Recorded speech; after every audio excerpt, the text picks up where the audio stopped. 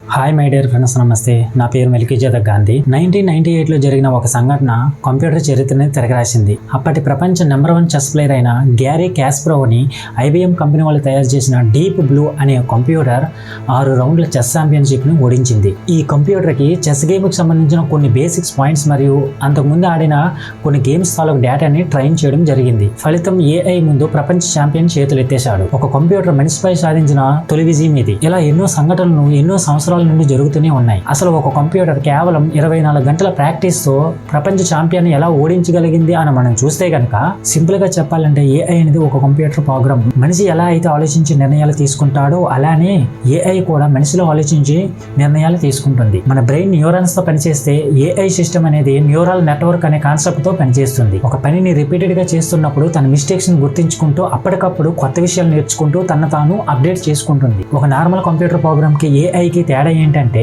Normal computer ఇచ్చిన command ప్రకారంగా ఒక పనిని మాత్రమే చేయగలుగుతుంది. అది ఎప్పటికీ ఒకే విధంగా పనిచేస్తుంది. కానీ ఏఐ ప్రోగ్రామ్ మాత్రం ఇచ్చిన పనిని పర్ఫెక్ట్ గా చేయడంతో పాటు ఆ పనిని రిపీటెడ్ గా చేస్తున్నప్పుడు దానికి అంతకు ముందు కన్నా తక్కువ టైంలో చేసే విధంగా తన తాను డెవలప్ చేసుకుంటుంది. ఇక్కడ కూడా అదే జరిగింది. ఐబిఎం కంపెనీ వారు తయారు చేసిన ఈ కంప్యూటర్ కి ముందుగా చెస్ గేమ్ కి సంబంధించిన కొన్ని బేసిక్స్ పాయింట్స్ మరియు అంతకు ముందు జరిగిన కొన్ని గేమ్స్ తాలూకు డేటాని ట్రైన్ చేయడం జరిగింది. ఆ డేటాని యూజ్ చేసుకున్న ఆ కంప్యూటర్ కొన్ని లక్షల సార్లు తనతో తాను ఆ చెస్ గేమ్ ను ఆడుకోవడం జరిగింది. అలా ఆడటం వల్ల ఆ కంప్యూటర్ ఆ చెస్ గేమ్ కి సంబంధించిన తప్పులను గుర్తిస్తూ కొత్త విషయాలు నేర్చుకుంటూ తను తాను డెవలప్ చేసుకుంది. అది ఎంతలా అంటే కేవలం ఒక్క రోజులోనే పర్ సెకండ్ కి 20 లక్షల మూవ్స్ ని అంచనా వేసే స్టేజ్ కి చేరిపోయింది. ఫలితంగా అప్పటి వరకు చెస్ అంటే ఏంటో తెలియని ఒక కంప్యూటర్ చేతిలో సంవత్సరాల తరబడి కష్టపడిన ప్రపంచ నెంబర్ 1 గా మారిన ఒక chess champion వాటమి.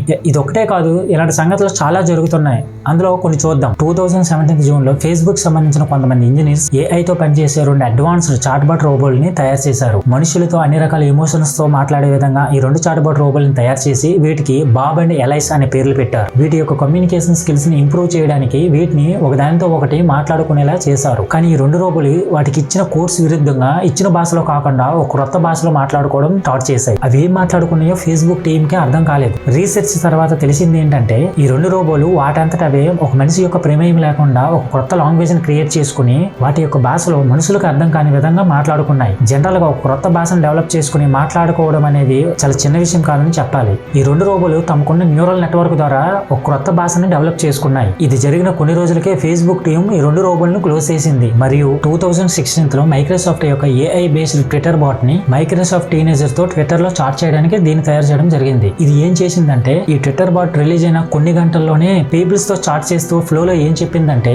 Hitler did nothing wrong అని చెప్పింది. అంటే హిట్లర్ ఏ తప్పు చేయలేదని చెప్పింది. సో దాంతో రిలీజ్ అయిన 16 గంటల్లోనే మైక్రోసాఫ్ట్ దాన్ని ట్విట్టర్ నుంచి తొలగించింది. ఈ ఇన్సిడెంట్ జరిగిన తర్వాత మనందరికి అర్థమైంది ఏంటంటే, ఏఐ టెక్నాలజీ ఏదైనా కూడా ఇంటర్నెట్ నుంచి ఏదైనా నేర్చుకోగలదు మరియు ఏది రాంగ్ ఏది రైట్ అనే తేడా తెలియదు అని తెలిసింది. ఇన్ కేస్ ఏఐ రోబోని అడ్డుకోవడానికి ఇంటర్నెట్ ను స్పాయిల్ చేయవచ్చు, కానీ ఇన్ కేస్ అలా చేస్తే ఈ పూర్తి ప్రపంచమే ఆగిపోతుందని మనందరికీ తెలుసు. ఇన్ కేస్ ఇంటర్నెట్ ఆపితే పూర్తి కమ్యూనికేషన్ ఫెయిల్ అయ్యి ఆన్లైన్ లో జరిగే ప్రతి పని కూడా పూర్తిగా ఆగిపోతుంది. సో దాంతో ఎకానమీ అనేది పూర్తిగా పడిపోతుంది, మనం వెనకబడిపోతాం. సో ఏఐ వల్ల రాబోయే ప్రమాదాల గురించి ఇప్పుడు ఎలాంటి ఐడియా కూడా లేదు. ఏ విధంగా అయితే టెక్నాలజీ అడ్వాన్స్ అవుతుందో ఫ్యూచర్ లో అదే టెక్నాలజీ వల్ల భూమిపై మనుషుల యొక్క ఎక్స్టెన్షన్ కూడా జరగవచ్చు. మనం ఈ ఎక్స్టెన్షన్ గల కారణాన్ని ఎలా ఆపినా కూడా ప్రస్తుతం ఉన్న థ్రెట్స్ ఎలానో ఉంటాయి. మొదటిది అన్ఎంప్లాయ్మెంట్. ఆక్స్ఫర్డ్ యూనివర్సిటీ చేసిన ఒక సర్వేలో 14.7% యుఎస్ సిటిజన్ జాబ్స్ డేంజర్ లో ఉన్నాయని చెప్పడం జరిగింది. రీసెంట్ గా ఎన్విడియా CEO అయిన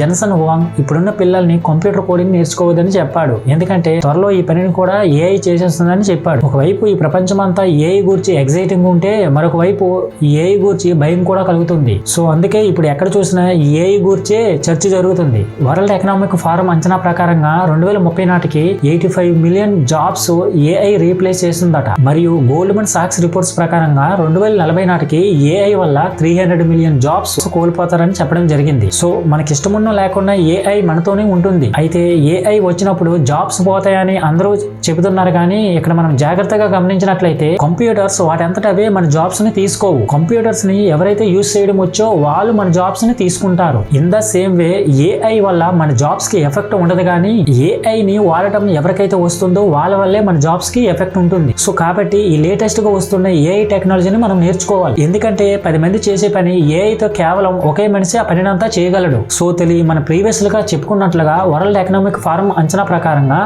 2030 నాటికి 85 మిలియన్ జాబ్స్ పోతాయని చెప్పుకున్నాం కదా. సో అదే వరల్డ్ ఎకనామిక్ ఫోరం అంచనా ప్రకారంగా అదే 2030 నాటికి మళ్ళీ 97 మిలియన్ కొత్త జాబ్స్ క్రియేట్ అవుతాయని చెప్పింది. అంటే లేటెస్ట్ గా వస్తున్న ఏఐ టెక్నాలజీ వల్ల జాబ్స్ క్రియేట్ అవుతాయి తప్ప జాబ్స్ ను కోల్పోమని అర్థం చేసుకోవాలి. కాకపోతే ఇక్కడ పాత జాబ్స్ పోతాయి, కొత్త జాబ్స్ వస్తాయి. సో అంతే తేడా. సో అలాగే గోల్డ్మన్ సాక్స్ రిపోర్ట్స్ ప్రకారంగా 2040 నాటికి 300 మిలియన్ జాబ్స్ పోతే, సో అదే గోల్డ్మన్ సాక్స్ రిపోర్ట్స్ ప్రకారంగా అదే 2040 నాటికి 30 లేదా 40 కోట్లకు పైగా కొత్త జాబ్స్ క్రియేట్ అవుతాయని మనం అర్థం చేసుకోవాలి. సో ఇది వీళ్ళైతే చెప్పలేదు కానీ ఇది నా అంచనా. సో ఇక్కడతో ఈయన మాటలు ముగిస్తూ ఈ వీడియోలో ఉన్న కంటెంట్ మీకు నచ్చినట్లయితే ఒక లైక్ వేసుకుని మీ ఫ్రెండ్స్ అండ్ ఫ్యామిలీకి షేర్ చేస్తూ అండ్ అదే విధంగా ఈ వీడియో బాగుందా లేదా అనే దానికోసం మీ వాల్యుబుల్ ఫీడ్బ్యాక్ ని జెన్యూన్ గా తెలుపుతారని కోరుకుంటూ నెక్స్ట్ వీడియోలో డిఫరెంట్ టాపిక్ తో మళ్ళీ కలుద్దాం ఫ్రెండ్స్. అందరికీ బాయ్.